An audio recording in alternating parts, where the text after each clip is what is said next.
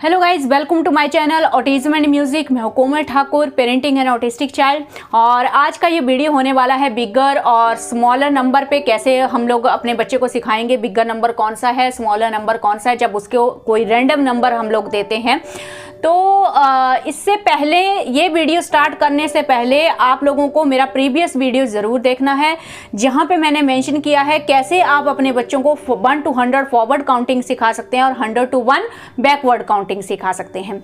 ऐसा मैं इसलिए बोल रही हूँ कि अगर वो कॉन्सेप्ट आपके बच्चे को नहीं आता है और आप उस कॉन्सेप्ट को सिखाए बिना ही बच्चे को बिगर और स्मॉलर का कॉन्सेप्ट आप सिखा रहे हैं, तो डेफिनेटली आप लोगों के लिए मुश्किल होगी और बच्चा इस कॉन्सेप्ट को नहीं सीख पाएगा। वो कॉन्सेप्ट बहुत ज़रूरी है। ज़रूरी क्यों है? जब भी अगर हम बच्चे को इस तरह से रैंडम नंबर देते हैं, जैसे मैंने 4 दे दिया, 1 दे दिया, 9 दे दिया, तो बच्चे को एक तरह से उसको सीक्वेंस में लाना आना चाहिए। अब मैं बच्चे को बोलती हूँ कि इसको असेंडिंग ऑर्डर में सेट करो, तो कैसे करेगा बच्चा? 1 4 9, तो कैसे कर पाएगा? तभी कर पाएगा ना जब उसको फॉरवर्ड 1 to 100 आता है और 100 to 1 आता है। और बिगर और स्मॉलर में ये कॉन्सेप्ट कैसे यूज होगा? जब आप बिगर और स्मॉलर नंबर जानने की कोशिश करते हैं तो आप अपने दिमाग में क्या करते हैं? जो नॉर्मल बच्चे हैं वो भी विजुअलाइजेशन करते हैं 1 to 100, और फिर दिमाग में ही वो उस चीज़ को सोचते हैं कि कौन सा नंबर पहले आता है तो वो वाला नंबर स्मॉलर है, कौन सा नंबर बाद में आता है तो वो वाला नंबर क्या है? बिगर है। तो ये विजुअलाइजेशन अनफॉर्चुनेटली हमारे ऑटिस्टिक बच्चे नहीं कर पाते हैं। तो ये कॉन्सेप्ट प्रॉपर इस विजुअलाइजेशन को उनके दिमाग में फिक्स करने के लिए आपको बैकवर्ड और फॉरवर्ड काउंटिंग में अपने बच्चे को परफेक्ट करना है, ठीक है। उसके बाद काफ़ी सारे कॉन्सेप्ट आपके बच्चे के लिए इजी हो जाएंगे। बिगर, स्मॉलर, असेंडिंग, डिसेंडिंग, ये सारे कॉन्सेप्ट इजी हो जाएंगे और प्लस बच्चों को नंबर का बेटर आइडिया लगता है, तो वो चीज़ आपको ज़रूर करनी है। अब यहाँ पे अब मैं मान के चल रही हूँ कि आपके बच्चे को बैकवर्ड काउंटिंग और फॉरवर्ड काउंटिंग 1 to 100 आता है, तो इस बात से घबराना नहीं है कि हाँ अब मैं ये वीडियो क्यों देखूं क्योंकि मुझे तो 1 to 100 मेरे बच्चे को आता ही नहीं है। तो वो चीज़ ज़रूरी है गाइज आपके लिए समझना। समटाइम्स हम लोग बहुत जल्दी कर देते हैं। ऑटिस्टिक बच्चों के लिए चीज़ों को स्टेप बाय स्टेप करना पड़ता है। कोई भी कॉन्सेप्ट समझाना है उसके लिए एक प्रॉपर विजुअल होना चाहिए और छोटे छोटे स्टेप्स में बांटकर हम उस कॉन्सेप्ट को बच्चे को सिखाते हैं। तभी स्पेशली वो बच्चे जिनको इंटेलेक्चुअल डिसेबिलिटी भी है साथ में, उन बच्चों को सिखाना तभी पॉसिबल हो पाता है। और ये मैंने अपने बच्चे के एक्सपीरियंस से सीखा है गाइस। मुझे पता है बहुत मुश्किल होती है, लेकिन हार नहीं माननी है, आपको कोशिश जरूर करनी है। बच्चे डेफिनेटली सीखेंगे इस मेथड से। तो अब आपको क्या करना है? जब आपके बच्चे को बैकवर्ड और फॉरवर्ड काउंटिंग आ जाती है तो सबसे पहले आपने बच्चे को क्या सिखाना है? सीक्वेंस सिखाना है। उसके बाद आपका नेक्स्ट स्टेप होगा, बैकवर्ड फॉरवर्ड काउंटिंग के बाद आपका नेक्स्ट स्टेप होगा, आप बच्चे को रैंडम नंबर देंगे। रैंडम नंबर देंगे, कम से कम आप 2 से ज़्यादा देना है, आपको 2 से ज़्यादा देना है, ठीक है। 3 देना है, 3 से स्टार्ट करो। पहले ओनली 3 नंबर देंगे हम, फिर धीरे धीरे बढ़ाएंगे, 4 नंबर देंगे, 5 नंबर देंगे, धीरे धीरे बढ़ाएंगे। जब वो 3 नंबर को सीक्वेंस कर पाएगा, है ना, यानी कि उसको असेंडिंग ऑर्डर में लिख पाएगा। जैसे मैंने 3 ही नंबर दे दिए हैं, बहुत सारे नंबर देंगे फिर से कन्फ्यूजन होगा, फिर से बच्चा जो है वो जल्दी हड़बड़ाहट नहीं करनी है कि अब तो मेरा बच्चा परफेक्ट हो गया, अब मैं फटाफट उसको कितने भी नंबर दूंगी वो कर लेगा। नहीं, बिल्कुल उसका कॉन्फिडेंस आप बरकरार रखना है, कॉन्फिडेंस उसका लूज नहीं होने देना है। 3 ही नंबर देने हैं स्टार्टिंग में और 3 नंबर में उसको जम के प्रैक्टिस करवानी है। इस तरह से वर्कशीट बना के दो और साथ में लिखते चलना है असेंडिंग ऑर्डर 1 4 9। इसी तरह से नेक्स्ट 3 नंबर दो, नेक्स्ट 3 नंबर दो, नेक्स्ट 3 नंबर दो और बच्चे को उनको सीक्वेंस में लगाना सिखाओ। जिस तरह से ये सीक्वेंस बना है, सबसे पहले 1 आता है, फिर 4 आता है, फिर 9 आता है, ये करना है आपको, ठीक है। यहाँ पे ये गलती बिल्कुल नहीं करनी है कि बहुत सारे नंबर देने हैं, क्योंकि मैंने भी ये गलती की थी तो अर्नव को बहुत ज़्यादा मुश्किल हो रही थी ये चीज़। तो स्टार्टिंग में मुझे बहुत टाइम लगा इन चीज़ों को समझने के लिए कि उसका दिमाग कैसे समझ रहा है चीज़ों को। तो वो गलती आपको नहीं करनी है, धीरे धीरे स्टेप बाय स्टेप चलना है। एंड देन शुरू में आपको बिगर स्मॉलर अभी नहीं देखना है, अभी जस्ट उसको असेंडिंग ऑर्डर पे ही प्रैक्टिस करवानी है। फिर 4 नंबर, 5 नंबर, 7 नंबर देने हैं आपको, धीरे धीरे नंबर जो है वो बढ़ाने हैं आपको। और फिर देखो कि क्या वो परफेक्टली असेंडिंग ऑर्डर में चीज़ों को लिख पा रहा है, तो वो सीक्वेंस को तभी लिख पाएगा जब उसको बैकवर्ड और फॉरवर्ड काउंटिंग का आइडिया होगा। उसके बाद नेक्स्ट स्टेप आपको क्या करना है, इसी तरह से मैंने उसको फिर से जो है वो क्या दे दिए, रैंडम नंबर दे दिए। सपोज मैंने 5 रैंडम नंबर दे दिए उसको, जिसमें से मैंने ले लिया है 3, जिसमें 1 0 भी आप इंक्लूड कर सकते हैं ताकि बच्चों को आइडिया लगे कि 1 से पहले 0 आता है। तो इससे 0 का आइडिया भी बच्चे को साथ साथ में चलता रहेगा। और जैसे मैं अर्नब को बताती हूँ कि 0 मीन्स कुछ नहीं, हर बार आपको 0 के लिए ये चीज़ यूज़ करनी है। कई ऐसे क्वेश्चन आते हैं प्राइमरी क्लासेस में आके भी जहाँ पे बच्चे को ये आइडिया होना चाहिए कि 0 का मतलब कुछ भी नहीं है, ठीक है। तो वो चीज़ आपको सिखानी है बच्चे को। तो इस तरह से यहाँ पे मैंने नंबर ले लिए हैं 9 एंड देन मैंने ले लिया है 13 एंड देन फिर से ले लिया मैंने 2। तो इस तरह से देना है आपको।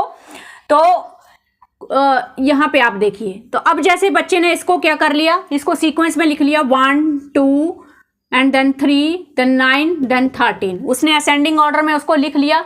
अब आगे आपका नेक्स्ट स्टेप है, इस तरह की वर्कशीट आपको बनानी है। यहाँ पे आपको लिखना है असेंडिंग ऑर्डर और नीचे आप लिखेंगे बच्चे को bigger number and then smaller number. ये आपकी चॉइस है, पहले आप स्मॉलर नंबर रखो चाहे बाद में बिगर नंबर रखो, ये आपकी चॉइस है। और इस तरह से आपको वर्कशीट बना के देनी है। डेली 7 से 8 क्वेश्चन आप ऐसे दो। इस तरह से आपको ये सीक्वेंस, ये रैंडम नंबर आपको देने हैं। नीचे लिखना है ascending order, bigger number, smaller number. Next फिर से आपको कोई रैंडम नंबर देने हैं, फिर से ये लिखना है, ये लिखना है। इस तरह की वर्कशीट आपको डेली बना के देनी है, ठीक है, लिखना भी है साथ में। तो यहाँ पे फिर इसमें सिंपल है, हर बार बच्चे को बोलना है जब वो असेंडिंग ऑर्डर में नंबर को लगा लेगा उसके बाद आपको बोलना है कि नेक्स्ट अब आप बिगर नंबर को सर्कल करो और स्मॉलर नंबर को सर्कल करो। क्योंकि जब वो सीक्वेंस में इन चीज़ों को लिख रहा है तो ऑब्वियसली फर्स्ट नंबर जो है वो स्मॉलर नंबर है। नो कंफ्यूजन, सीधी सी बात है। जब आप सीक्वेंस लगा रहे हो तो फर्स्ट नंबर स्मॉलर नंबर है और जो लास्ट वाला नंबर है वो हमारा बिगर नंबर है।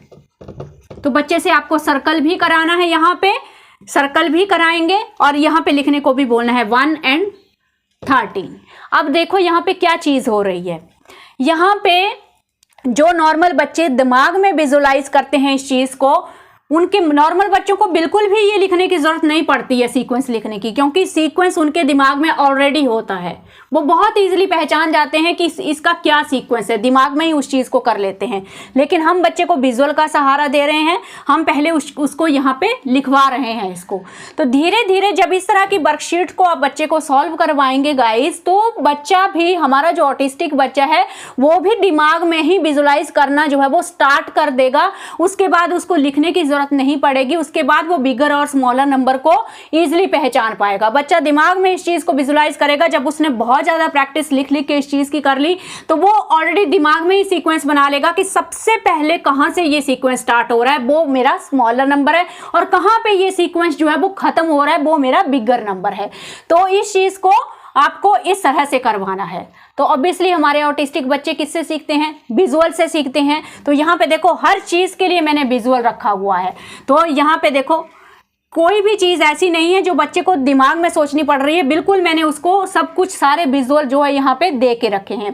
तो यही कहने का मेरा मतलब है कि इसी तरह से आपको करवाना है और डेली इसमें हो सकता है आपको काफ़ी टाइम लगे, मंथ लगे। काफ़ी पेरेंट्स ये पूछते हैं कि कितना टाइम लगता है। हर बच्चे के लिए ये टाइम अलग अलग है। हो सकता है 4 महीने लगें, 5 महीने लगें, काफ़ी महीने लगें, लेकिन ये बेसिक कॉन्सेप्ट है गाइस। इसके बगैर मैथ आगे कैरी ऑन करना बहुत मुश्किल है। इवन मैथ्स तो दूर की बात है, जो हमारा डेली लेन देन होता है, शॉप में पैसों का लेन देन होता है, वो समझना भी बहुत मुश्किल है। वो भी बच्चा नहीं कर पाएगा।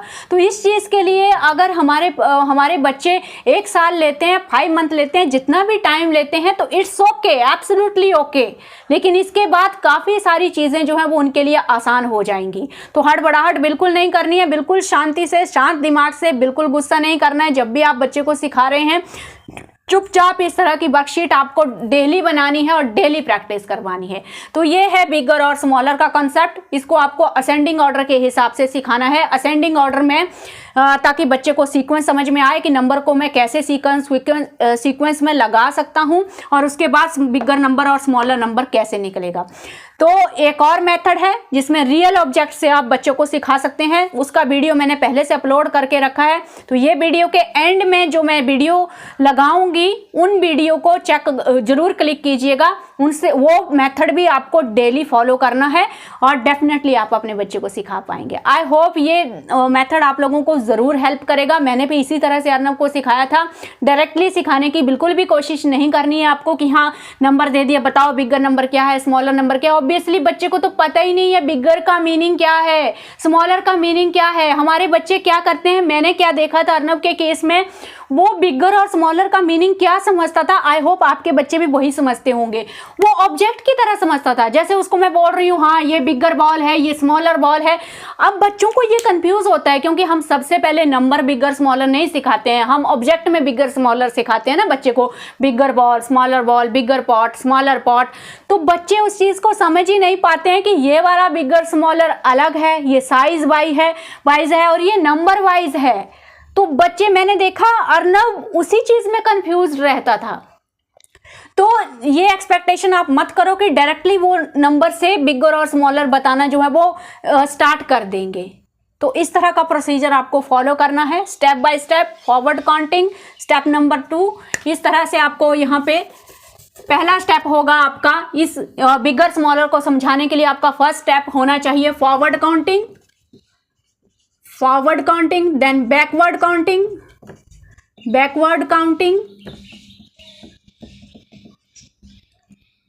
काउंटिंग, और उसके बाद आपको हम देंगे असेंडिंग ऑर्डर।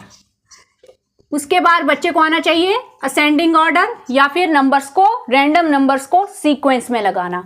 और उसके बाद असेंडिंग ऑर्डर से हम बच्चे को बिगर और स्मॉलर नंबर का कॉन्सेप्ट जो है वो सिखाएंगे, ताकि बच्चा बिना असेंडिंग ऑर्डर लिखे दिमाग में ही सीक्वेंस नंबर की बनाए और वहीं पे समझ जाए कि स्मॉलर नंबर क्या है और बिगर नंबर क्या है। ठीक है जी, आई होप इससे आसान तरीका कोई हो ही नहीं सकता है। अगर बच्चे को इंटेलेक्चुअल डिसेबिलिटी भी है तो इससे आसान और कोई तरीका नहीं हो सकता है गाइस। सो आई होप ये आप लोगों को हेल्प करेगा। इस वीडियो को यहीं पे एंड करेंगे। और जैसे आपने पिछले लास्ट वीडियो में मेंशन किया था अकेडमिक में किन किन टॉपिक्स में आपको वीडियो चाहिए, यहाँ भी आप मेंशन कीजिए। मैं एक सीरीज़ बनाने की कोशिश कर रही हूँ जिसमें सारे अकेडमिक टॉपिक को मैं कवर करूँगी। सो मिलते हैं नेक्स्ट वीडियो में। Thank you for supporting us.